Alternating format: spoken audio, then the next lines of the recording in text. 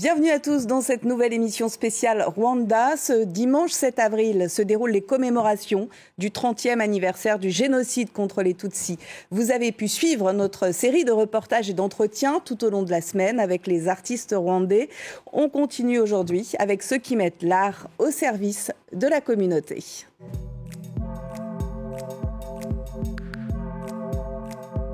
Et tout d'abord, nous vous emmenons au nord du Rwanda, rejoindre l'artiste visuel Cédric Mizero. Il a installé une résidence d'artistes au pied du parc naturel des volcans. Il implique villageois et acteurs culturels dans une performance unique en son genre.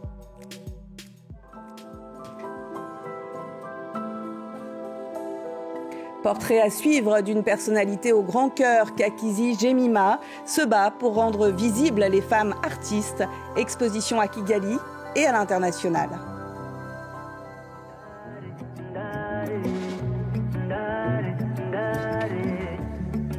En plus d'être un excellent danseur et comédien, Ipa Kanidzi se met à la chanson. Nous vous présenterons le nouveau clip de ce jeune artiste rwandais, Ingabe.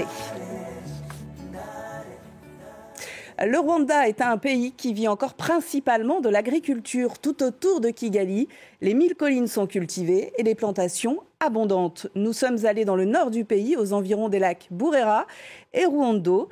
C'est ici que vit l'artiste visuel Cédric Mizero. À seulement 30 ans, ce jeune designer de mode, célébré à l'international, nous a conquis avec son dernier projet, une performance impliquant 150 artistes et villageois.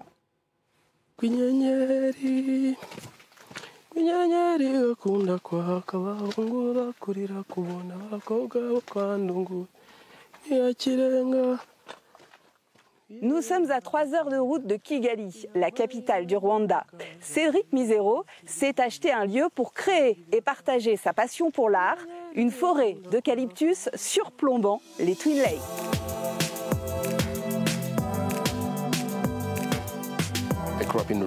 J'ai grandi à la campagne, c'est ce qui m'inspire, les histoires, l'originalité des choses, les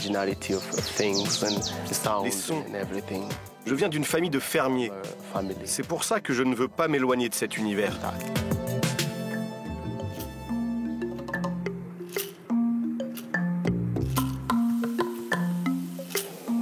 Artiste autodidacte, il s'est très vite fait un nom dans l'univers de la mode et des arts visuels. Cédric Mizero a mené jusqu'à aujourd'hui plusieurs projets avec les femmes des campagnes, les invitant à confectionner et à porter ses créations, mélange d'artisanat local et de prouesses techniques. Il y a 7 ou 8 ans, c'était un moment où je pensais que les villageois n'étaient pas assez visibles. Je voulais qu'ils le soient et j'ai utilisé la mode et l'art comme des outils pour parler d'eux et de leur passion. Mais je ne portais pas leur voix tant que ça. Ils ont déjà une voix pour eux-mêmes. Ils sont là, on les voit et ce sont eux qui nous nourrissent.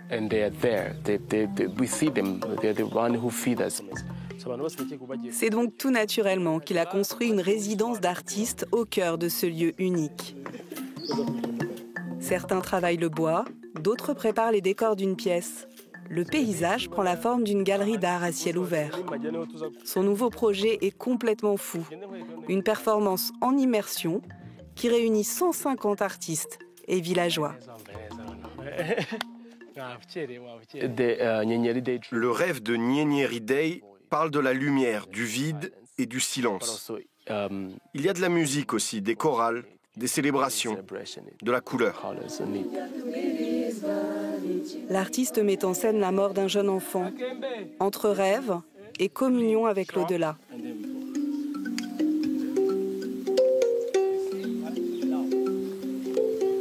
Par le biais de ces petites huttes, le défunt reste relié aux villageois.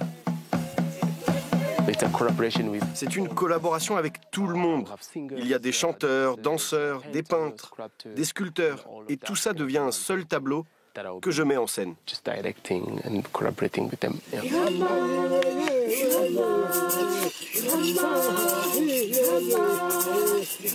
Nous suivons une répétition, une déambulation, performance. Chaque dernier dimanche du mois, le public pourra entrer dans cet univers.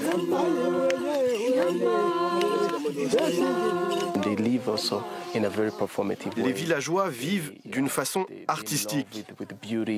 Ils sont amoureux de la beauté. Ils ont tout cet univers artistique dans leur vie.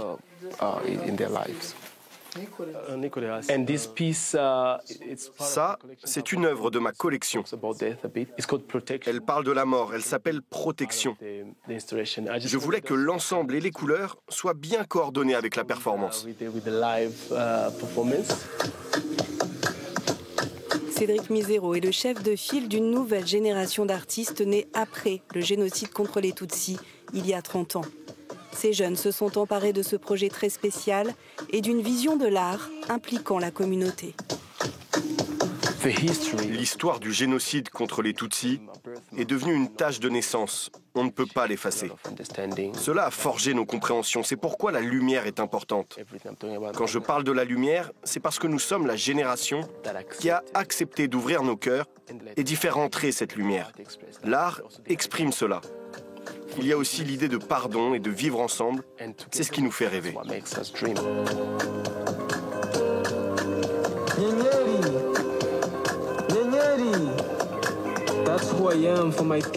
Je suis dans un moment là où j'essaie vraiment de vivre dans les moments de venir au monde, mais aussi dans les moments de quitter le monde. Pour moi, c'est très spécial parce que, comme vous l'avez vu, c'est beaucoup d'artistes rwandais et c'est des amis à moi et qu'avec l'idée des Dreaming Nyenyeri, ça m'a vraiment beaucoup parlé. In the world of being, through highs and lows. Être aux alentours de la nature, être ici, écouter les arbres. Arrivés en haut de la colline, les chants ressemblent à des incantations.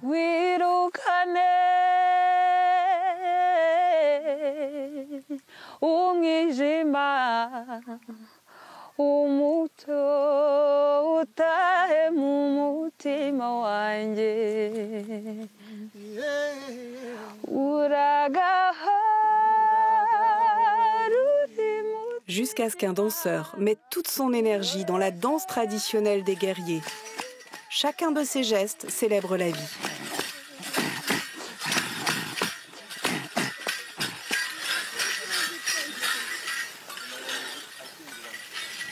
Ces jeunes artistes ont trouvé leur chemin, l'art comme outil de résilience et comme une expérience à partager.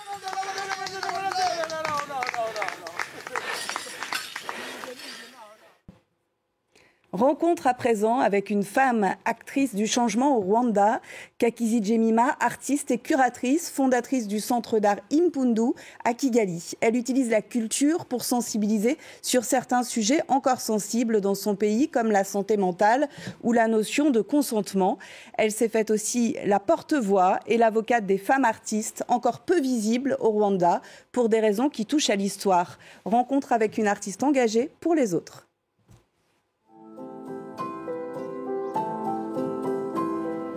Je m'appelle Kakizi Jemima, je suis une artiste peintre. Je suis aussi commissaire des expositions pour femmes à Kigali.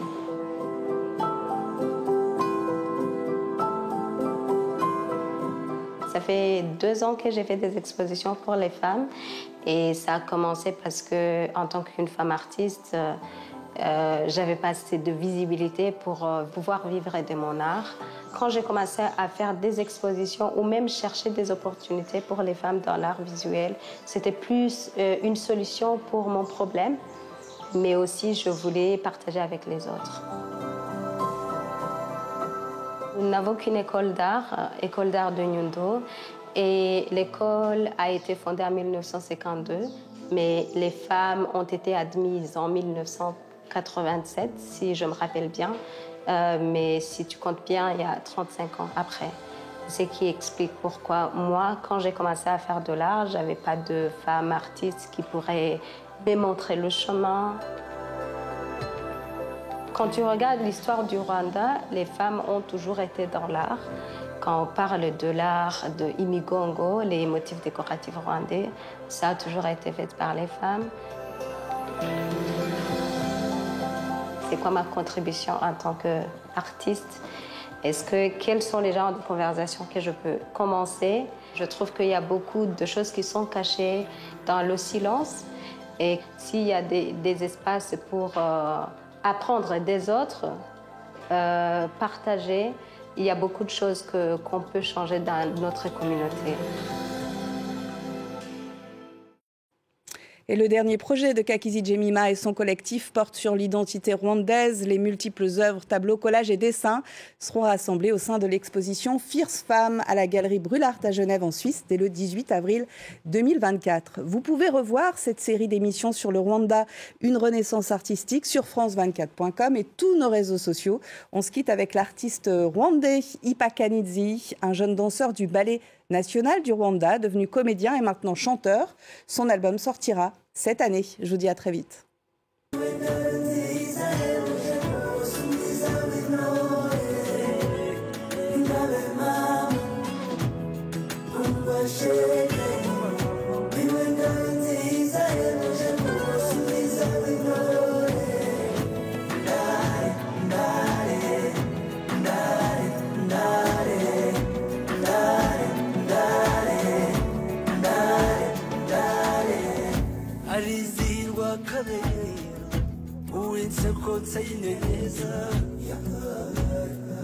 Yuje tuze, bureza bw'icyeza.